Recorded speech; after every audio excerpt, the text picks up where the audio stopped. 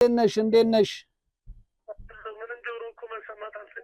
ኧረ ምን በቃ ግራ ገባን እኮ ግራ ገባን እ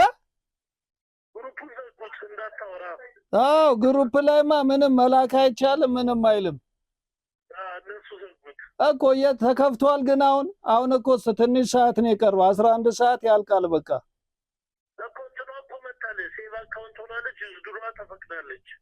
ኧረ እባክሽ ኧረ በስመ እኮ ከየት እናምጣ ማን ያበድረን እሺ ወይም አበድሩን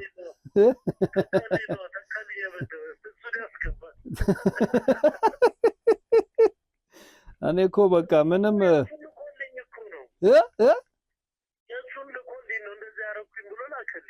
አዎ እኮ እንደሱ ነው ሌላውም እንደዛ ሆኗል እኮ አዎ ብዙ ሰዎች እኮ እንደዛ እያደረጉ ለሷ ይልኩላትና እሷ ደግሞ ራሷ ፔጅ ላይ ትልከዋለች እዛ አንደኛው ላይ የማይከፈተው ላይ ሚውት የሆነው ላይ አዎ እኛ እኮ ግራ ገባን በቃ ኧረ በስመ አብ ደግሞ እኔ በቃ አሁን ስራ ነበረኝ ከማን ልበደር ስደውልላቸው ሁሉም ተመተዋል ሁሉም አንዷ ኤዲቲንግ ጨርሼላት ከዛ ከቀረጻው ጋር እኮ ሙሉ በሙሉ ተነጋግረን ለልጁ ብሩን ሰጥቼዋለሁ አትለኝም ለአንድ እሱ ለቀረጻ ነው የተቀበላት የካሜራና የቀረጻ ነው 5000 ብር የሰጠችው ለኤዲቲንግ አልሰጠችውም ከዛ ኤዲቲንጉን በቃ እኔ ልስራለሽ ብዬ አሁን ከሁለት ቀን በፊት ታወራን ማለት ነው ከዛ ሰርታችሁ ነው እኮ የምትልኩልኝ ምናምን ስትል ፏፏ አላረገውም እኔ ከዛ ዛሬ ደወልኩላት ማለት ነው የሆነ ብርን ፈልጌ ስላት ምንድነው የምትለኝ ከፍያ አይደለ ወይ እንዴ ለማን የከፈልሽው ለካሜራማን ያ የመጣው ልጅ እንዴ እንደዚህ በጣም በቃ ሲያመጣው እንዲህ ነው እሺ ከዛ ሌላ ደግሞ ክብሬ ሌላ ደግሞ እንዲህ እንትን እየገላለጥኩኝ ቲክቶክ ላይ ከዛ የሆነ ስልክ አንዱ ጻፈ ማለት ነው እና ባለሀብቱ እንትና ነኝ ብሎ ማን ነው ስሙ ፍራውል አዎ እሱ ነኝ ብሎ ለጥፎላል ከዛ እኔ ወንድምሽ አነሳውትና አልደውልለትም በስማ ምንድነው ችግር ምናምን አለኝ በቃ ያለውን ነገር አስረዳውት በቃ አካውንት ላክልኝ በአካውንት ብር ይገባል አይለኝም አሁን እኮ ነው አሁን አንተ ከመደወል በፊት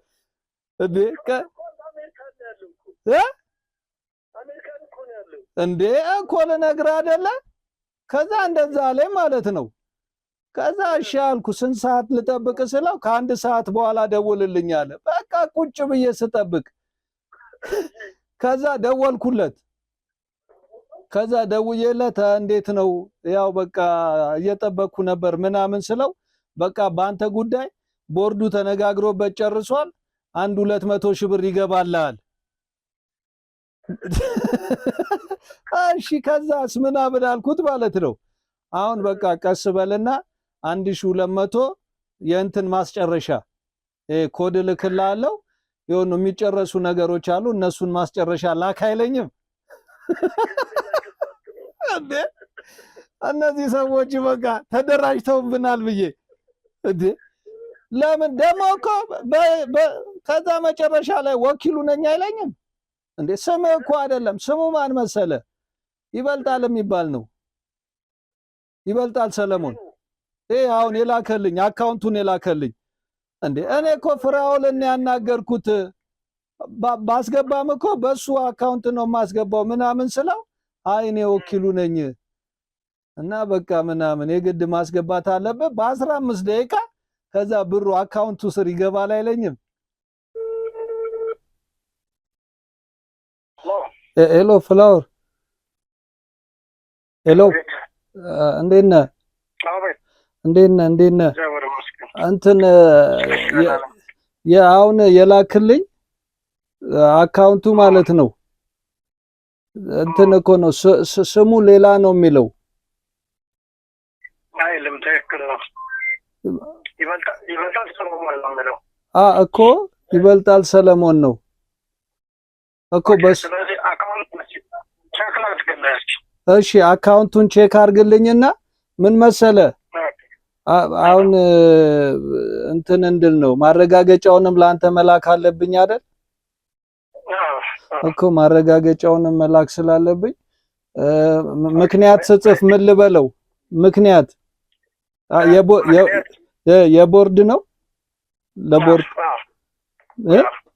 ምን እኮ ምን ብዬ ነው የምጽፈው ነው መልዛ ላይ ዲስክሪፕሽን አክቲቭ ማስደረጊያ ብለህ ነው የምትጽፈው። አክቲቭ እሺ ቼክ አድርግልኝና መልሼ እደውልልሃለሁ። ስሙንም አረጋግጥልኝ። እሺ ወዳጅ እሺ በጣም ነው የማመሰግነው። ሄሎ ፍላወር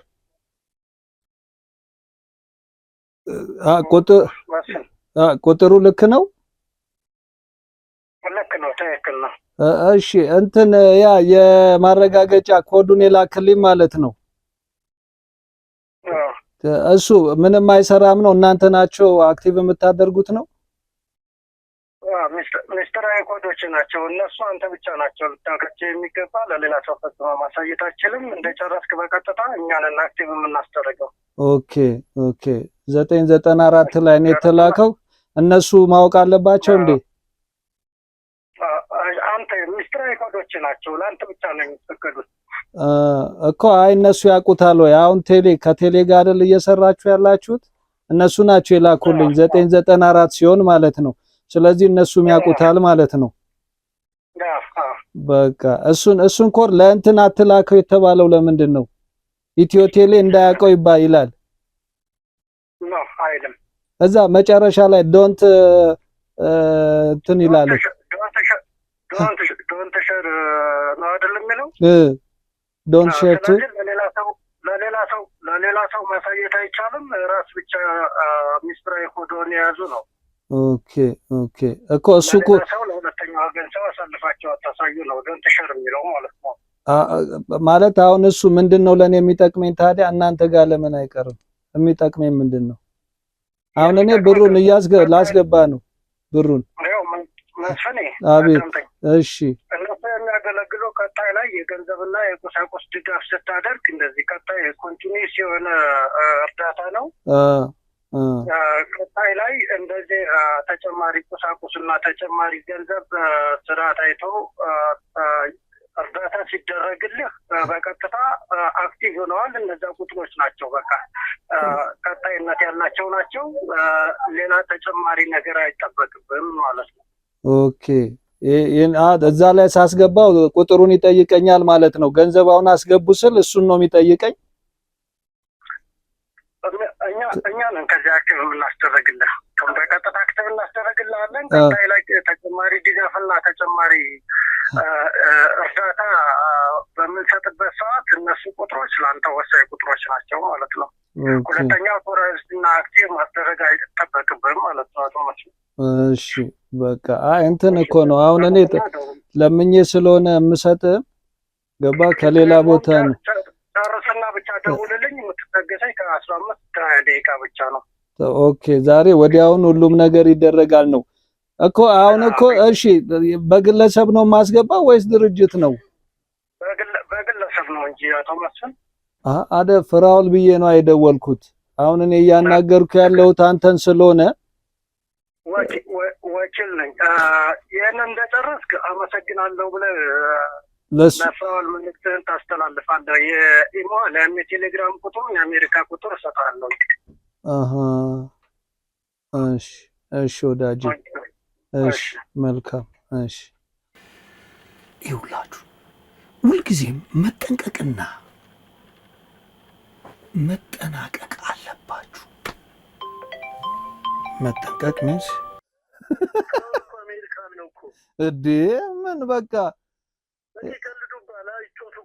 ኧረ ምንኛ እኮ ያንን እኮ ሰው አምነን ነው እንጂ ማንም አይጫወትብንም አባቴ። ያው አንዳንድ ጊዜ በቃ አሁን ቪዲዮ እየሰራው ነው በነገራችን ላይ ያውኑን አዎ ኧረ ምን ችግር አለው? ቪዲዮ እኮ መልቀቅ አሪፍ ነው። ኧረ በቃ ከ11 ሰዓት በኋላ ይዘጋል አባቴ። ስንቱ አልቅሷል መሰለ፣ ስንቱ አለቀሰ። ምን ይሆናል ብለህ እኮ ያልገዙት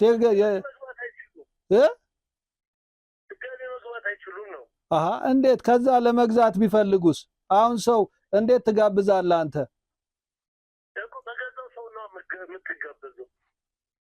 የገዛው ሰው አረ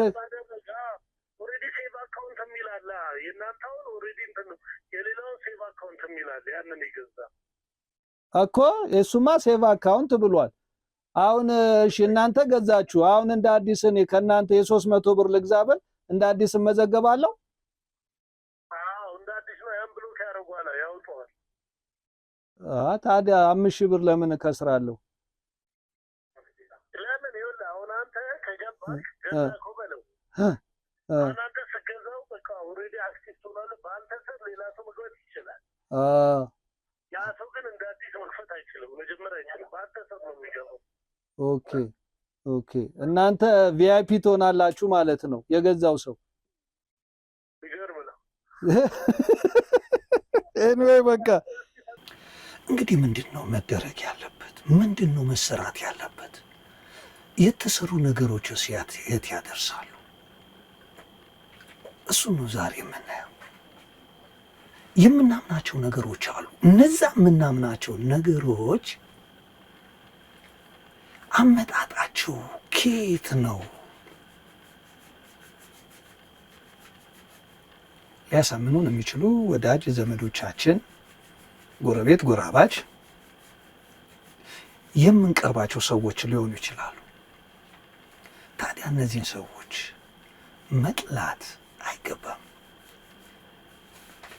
ግን እውነታውን እንዴትና ቤት በኩል ፈልቅቆ እንደማውጣት ማውራት ያስፈልጋል። ለዛም ነው ሁልጊዜ ስናምን እምነታችን ከየትኛው ነው ብለን መጠየቅ ያለብን። እውነት ከየት ነው?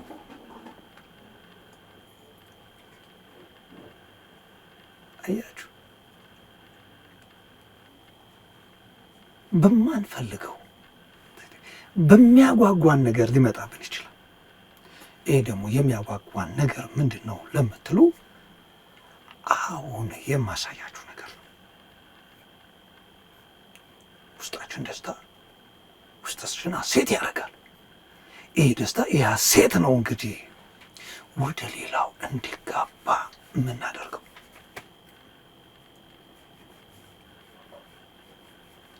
እንመልከትና ነበር። ለማንኛውም ግን የኔ አንድ ምክር አለ።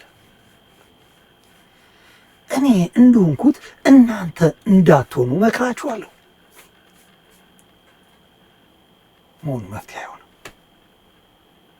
ምክንያቱም የኔ ደስታ የኔ ሐሴት ሌላውን ይጎትትና እኔንም እነሱንም ገደል ይከታል። ስለዚህ መጀመሪያ ሐሴታችንን ደስታችንን ወደ ሌላው ከማጋበታችን በፊት መደረግ ያለበት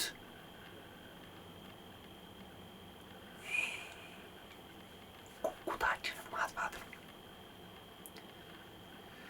አቤልና ቃየል ለዚህ መልስ ይሰጣል።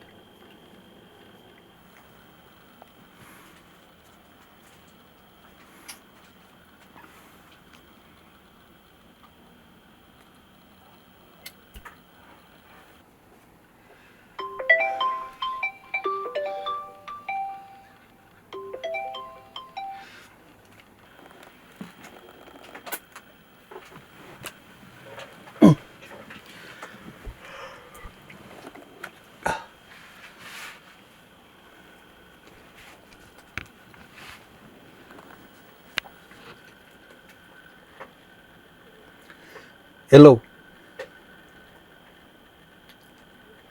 አዎ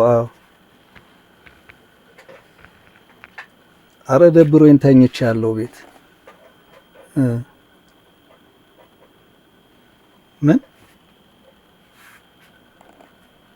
ምን አይነት ደስ ይለኛል፣ በጣም ደስ ይለኛል። አሃ የኦንላይን ቢዝነስ ብዙዎች እኮ እየተበሉ ነው በሱ ቢዝነስ። ባለፈው ምንድነው ቲንስ ነው ቲያንስ የሚባል ከዛ በፊትም እኮ ብዙ ነገሮች ነበሩ። አረ ዘርፎ መጥፋት ነው፣ ዘርፈው ነው የሚጠፉት አባቴ። አይ ሰው ስታስገባ ነው፣ ሰው ስታስገባ ባስገባ ልክ ይታሰብልሃል። አረ ግራ ገብቶኛል እዚህ ቁጭ ብዬ። እየሰራበት ነው አንተ? ላከው ተው እንጂ። ኦሆ በየቀኑ ብር ያስገባሉ። ስንት ያንተ ደሞዝ? 5000 ብር በየቀን? ኧረ እባክህ አትሞግር። እንዴት እንደዚህ አይነት ቢዝነስ ሰምቼም አይቼም አላውቅም። በየቀኑ እስኪ ኧረ ላከው። ኧረ ይፈልጋል አባቴ፣ ከዚህም ከዛም ትፈልጋለህ። ምን እንዴ? እስኪ ላከው። እሺ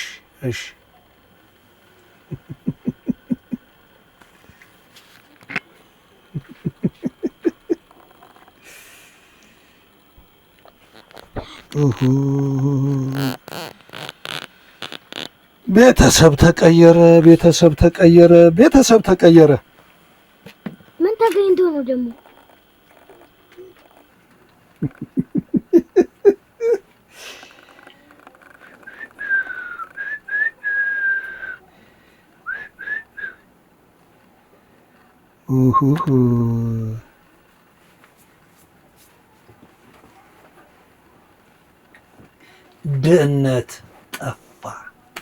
ድህነት ጠፋ።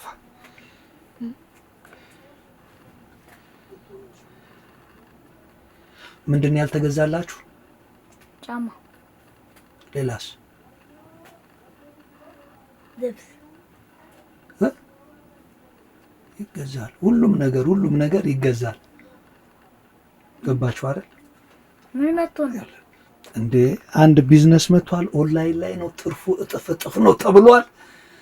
ሌሎች ሰዎችንም እንጋብዝና እነሱም የዚህ ተጋባዥ እንዲሆኑ እናደርጋለን።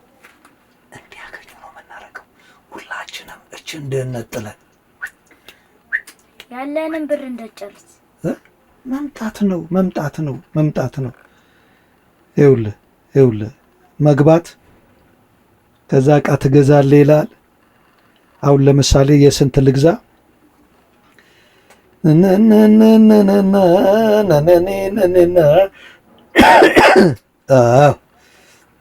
እቃዎቹ እንዳለ ተዘርዝረዋል። አሁን ለምሳሌ ምን ይላል መሰለ? ሶይቢን ኦይል የሚባል አለ። እሷን ስትገዛው የ5000 እሱ ይሻላል። የቀን ገቢ ምን ይሆናል?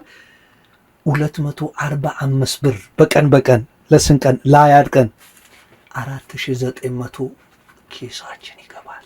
ኪሳችን የመጀመሪያ ጊዜ ይሄ ሲመለስ ለሁለታችሁም ያላችሁት ጫማ፣ ያላችሁት ልብስ አለቀ። ከዛ እንጨምረዋለን። ሌላም አለ። እሱንም ደግሞ ጨመር አድርጌ ከገዛው ለምሳሌ የ8500 ብር ዕቃ አለ። እሱ ደግሞ ምንድን ነው የሚለው?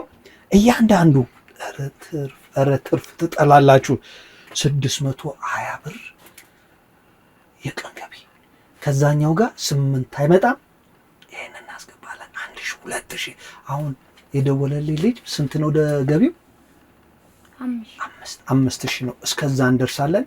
መላጥ ነው፣ በቃ መላጥ ነው። አባቴ አታስቸግሩ። እችን 2 ሳምንት 3 ሳምንት ብቻ። ከዚህ በኋላ ይህ ነገር ይስተካከላል፣ ህይወታችን ይስተካከላል።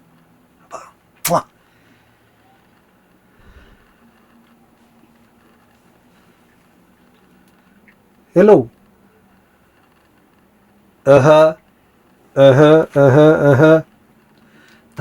ተገብቷል። የ3500 አይ በቃ ሰጠኝ። ጊፍትም ልካለች 80 ብር አስገብቻለሁ። ኧረ እንዴ አናገርኳት። ሁሉንም ነገር ላከችልኝ፣ ጊፍቱን አስገባችልኝ። እድል አለው እድል ምን ከ10 ብር እስከ ሳይክሉ አለ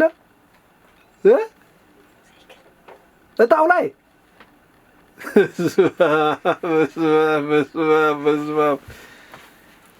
እጣው ላይ ሳይክል አለ ተብሏል። ሳይክሉ ለእናንተ ነው።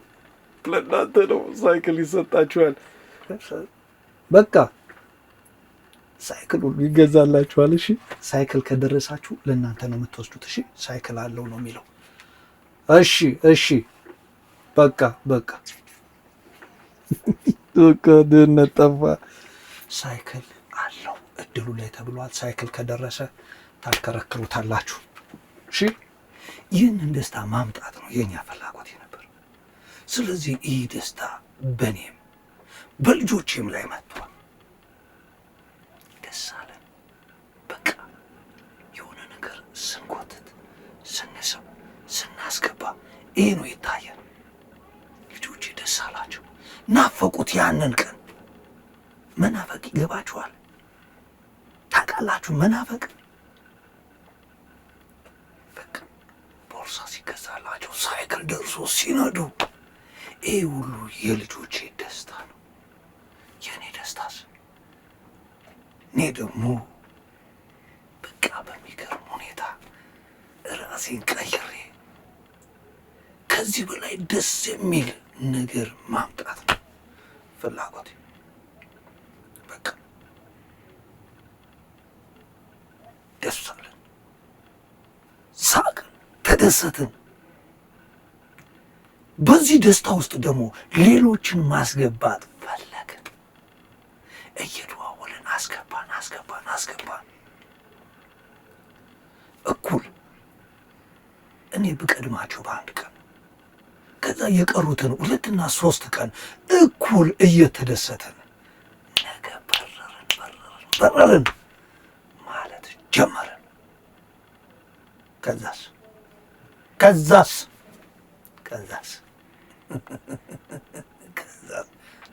ሄሎ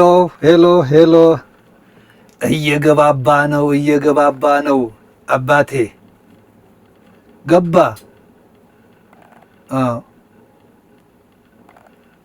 አይ በቃ ዊዝድሮ አረኩት። ከዛ በኋላ የ35ቱን ገዛው። የ35 ሺው እሱም ያዋጣል። ለ20 ቀን ያሉት 20 ቀን እንግዲህ በ20 ቀን ውስጥ 3500 ብር በየቀኑ ትርፉ 3500 ብር ነው። እሱን አስገባን። አይ አልደረሰ 10 ብር ነው የደረሰኝ። እጣው ምን ያሳስባል? እጣው እኮ ዝም ብሎ እድል ተብሎ ነው አለ አይደል እንዴ? 3500 ብር በየቀኑ ጣ ሲል ይገዛል ሁሉም ነገር። በቃ አልኩ እኮ ይህ ብር ሲገባ አንድ ላይ ይገዛላችኋል። የምትፈልጉትን ነው የሚገዛላችሁ። የ5 ቀኑ ገብቷል። የ5 ቀኑ ባንክ ኢን ፕሮሰስ ላይ ነው። አጮጮቹ ናቸው። ጫማ ልብስ ምናምን ግዛ እያሉ ነው። ኧረ አሁን በቃ ይህንን 2 ቀን ያው ከ2 ሰዓት እስከ 72 ሰዓት አይደለም የሚለው። አይ እንትን ካልኩማ ወደ 48 ሰዓት አልፏል። ችግር የለውም በቃላቸው ስለሚገኙ ልጠብቅ። እሺ እሺ፣ ኧረ ይገባል፣ ችግር የለውም። 72 hours አንተም 4 ቀን ሆኖኛል። አትቀልዳ። አይ ፕሮሰስ እሷ ጋርም እኮ ጽፌላታለሁ፣ ልኬላታለሁ። ለእሷም ለሴትዮዋ እኮ ኢን ፕሮሰስ ነው የሚለው፣ የባንክ ፕሮሰስ ነው የሚለው። ይገዛልናል። እስኪ ዝም በሉ እንዴ! ምን አልከኝ?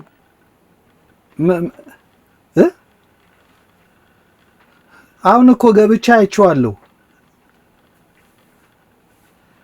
ኢን ፕሮሰስ የሚለው እንዳለ ተመለሰ ነው የምትለኝ እኮ። በምን ምክንያት እንዴ? ኧረ እገባለሁ፣ አየዋለሁ። እሺ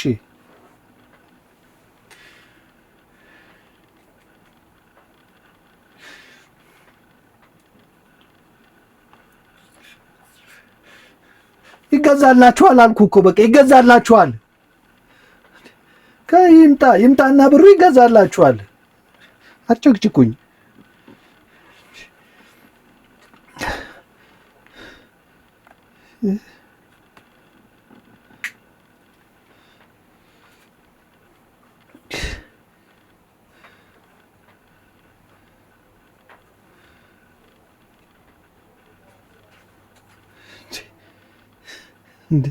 እንዴ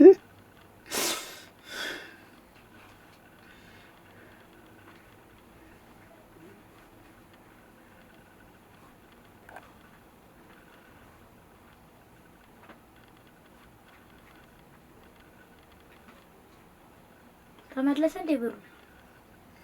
ቆይ አይ ተመልሷል።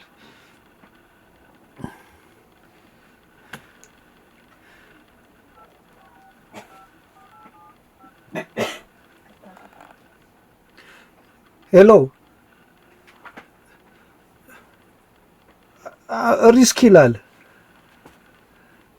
በቀይ የተጻፈ እኮ። ምን ማለት ነው?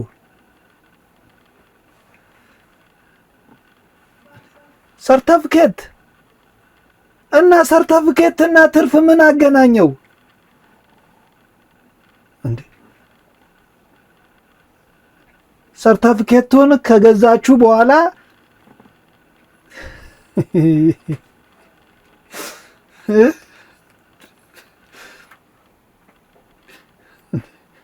መግዛትም አይችልስ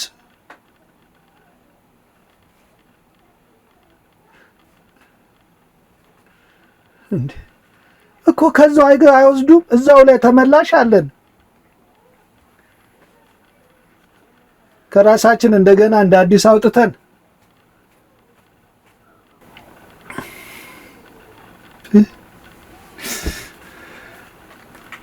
ጫማ ይገዛልን። ይሄ ነው እንግዲህ ደስ ያለን ሲመስለን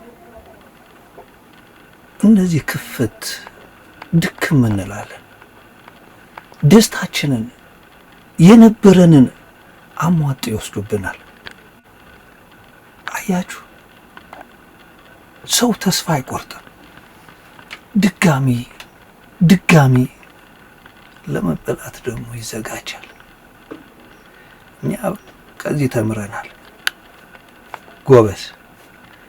እናንተም ከዚህ ተማሩ። ይመቻችሁ። ሁሌም እንደምለው ለሀገራችን ሰላም፣ ፍቅርን እግዚአብሔር አምላክ ያድላት። ክራር ሚዲያ ነው።